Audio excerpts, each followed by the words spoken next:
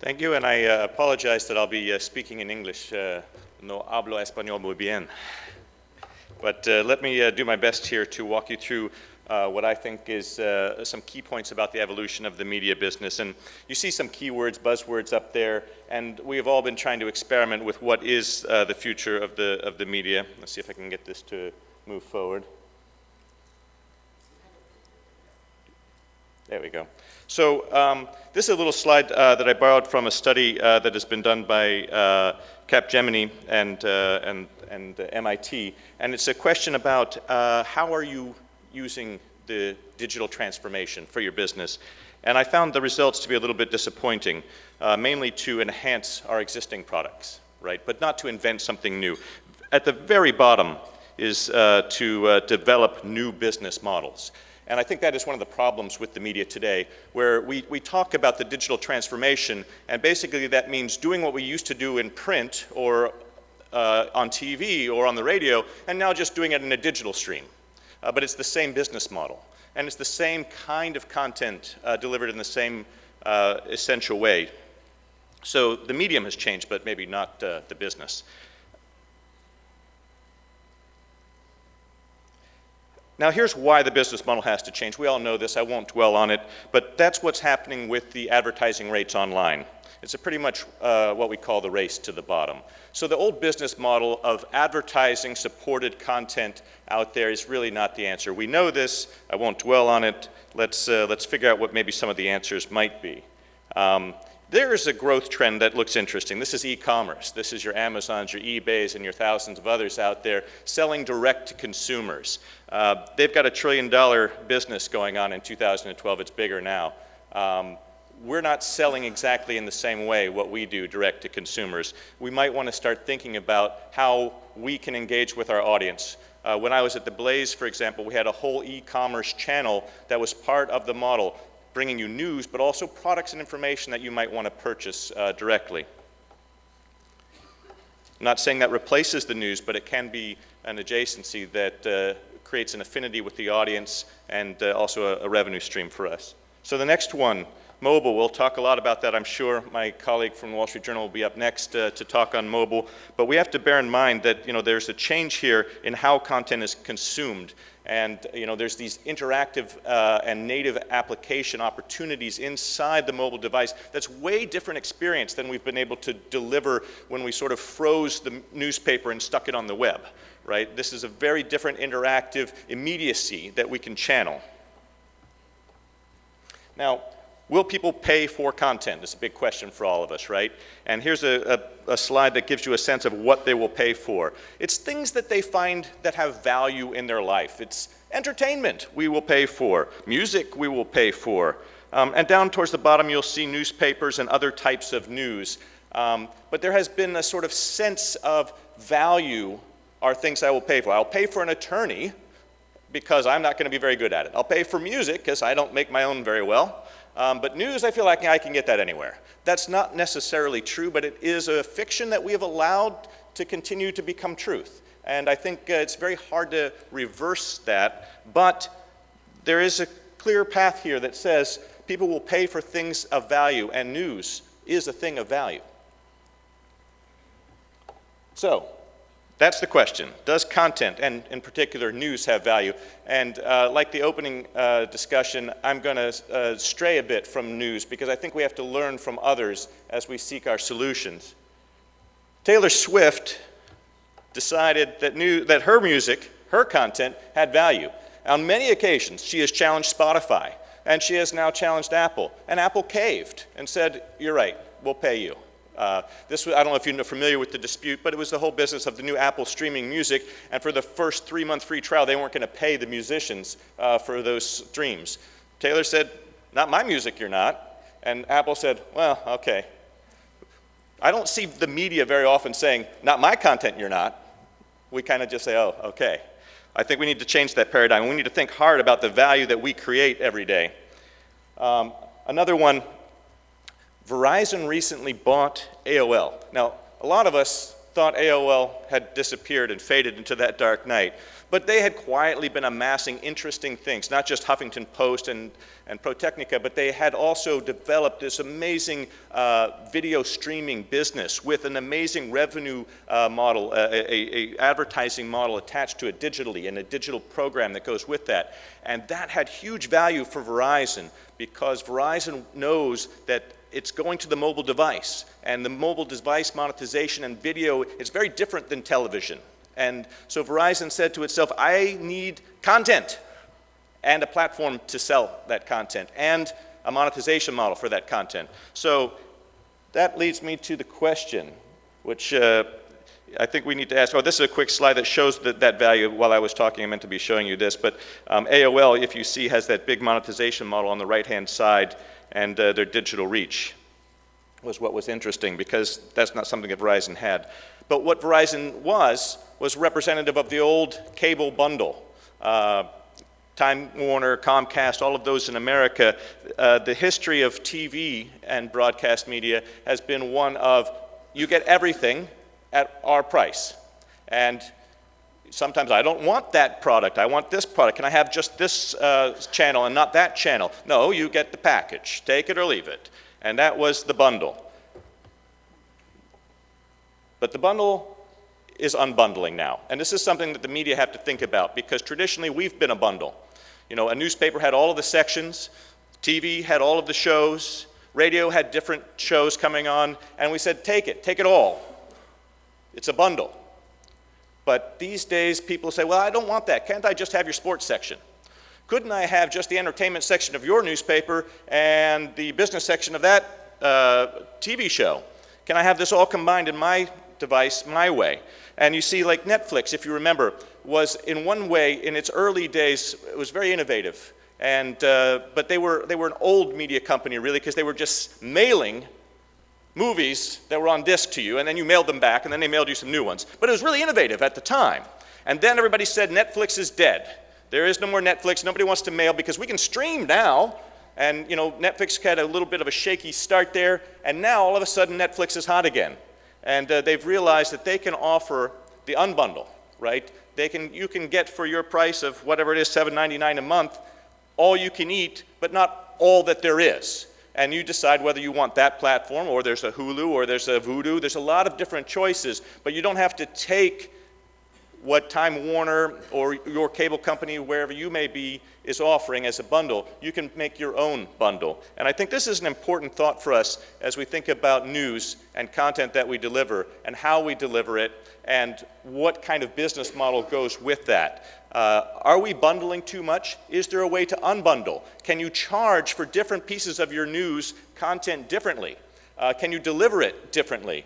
And I think as we consider all of this, we might find that one size does not fit all. Apologies for that, but I think it makes the point, rather inelegantly, but it makes the point.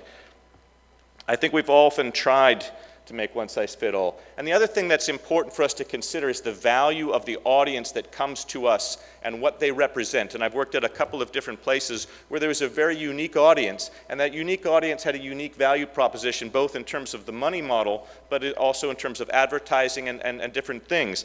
And you know, when you talk about with apologies to BuzzFeed, the lower audience is that sort of general mass audience. You don't know who they are, you don't know what they represent, you don't know what they need from you, but you're just trying to give them everything you've got. And the upper audience is more of a Wall Street Journal, Market Watch, the street audience, other places I've worked, where there is a targeted audience that has specific needs, and you know what they are, and you can figure out how to meet those needs, but you can also present that audience to others who are looking to interact with a similar type of people, and you can find those affinities.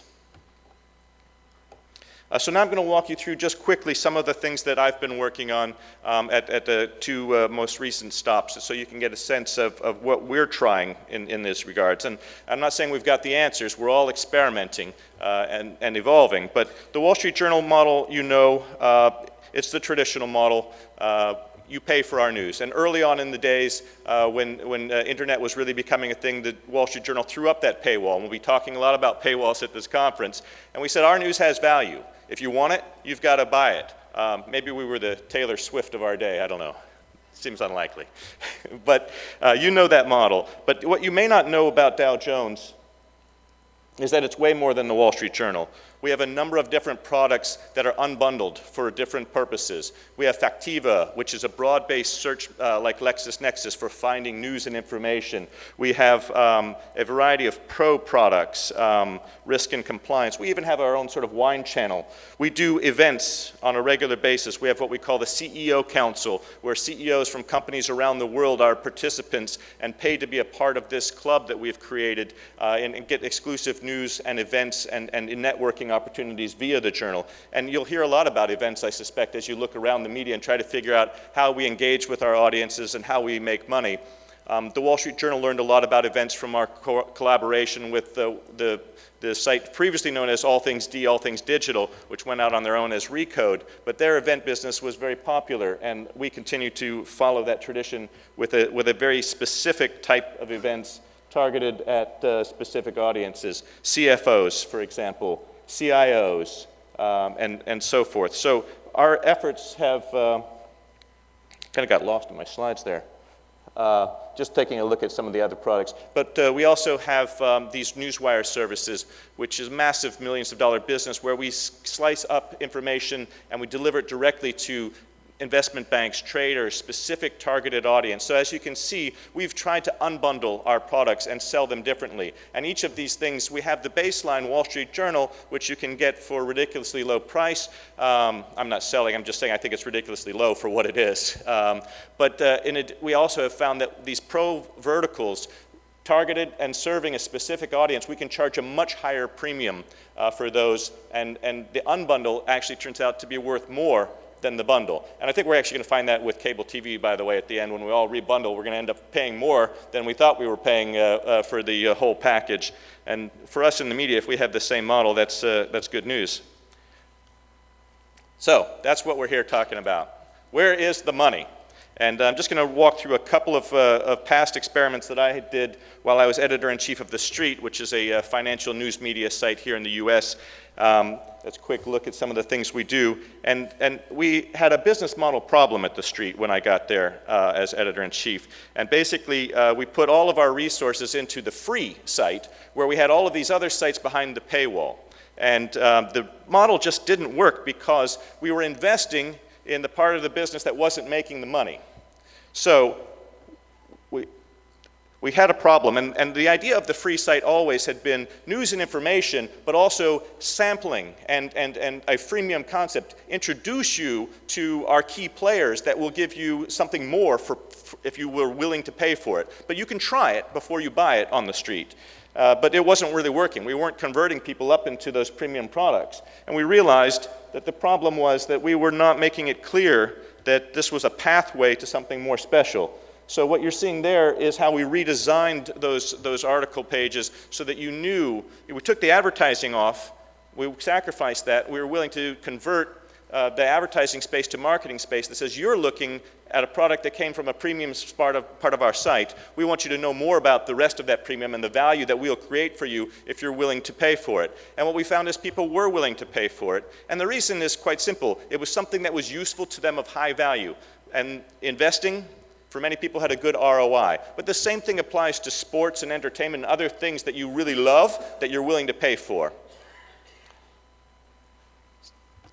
So the next one I wanted to talk about is an innovation we had while I was at The Street that I launched, which was trying to turn the syndication model on its head. One of the problems we had on the free side of that business was that we had a lot of great content, but not as much of an audience as we wanted. And I knew from my times as a business editor in newspapers that they were increasingly having to ditch the old model of wire services because they couldn't afford to pay for all of the different wire services, Reuters, Bloomberg, AP, and so forth. They couldn't afford that anymore. So they were ditching those. And I had the opposite problem at The Street. I had too much content and not enough outlets for it. So I said, well, I'm not going to get them to pay for my content. That's the old business model. How can I do it differently? So I came to them with the Street Business Desk concept, and I said, how about I power your business section because you don't have enough business content, and I've got too much business content. You've got an audience, and I need one. So we said to them, we'll split the revenue with you 50-50. We'll sell the advertising. And basically what we did was we aggregated all of the business pages online for media across the US. Ultimately, more than 200 newspapers signed up for the service. It looks like this.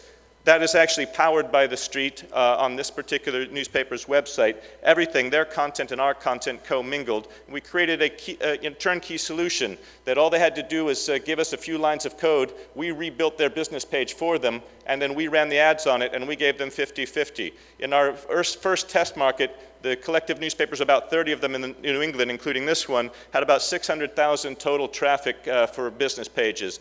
That went to 6 million total monthly traffic in the first month that we launched this. So it's one of those things where if you have the right content and you deliver it in the right way and you change the business model, there is success. And instead of asking them to pay for our content, we paid them to run our content, and we all made a profit. So that is essentially the presentation I wanted to give you, and I always like to close with this from Guy Kawasaki, because I think very often one of my past leaders in my life, he had this phrase. He said, you know, we spend a lot of time admiring the problem.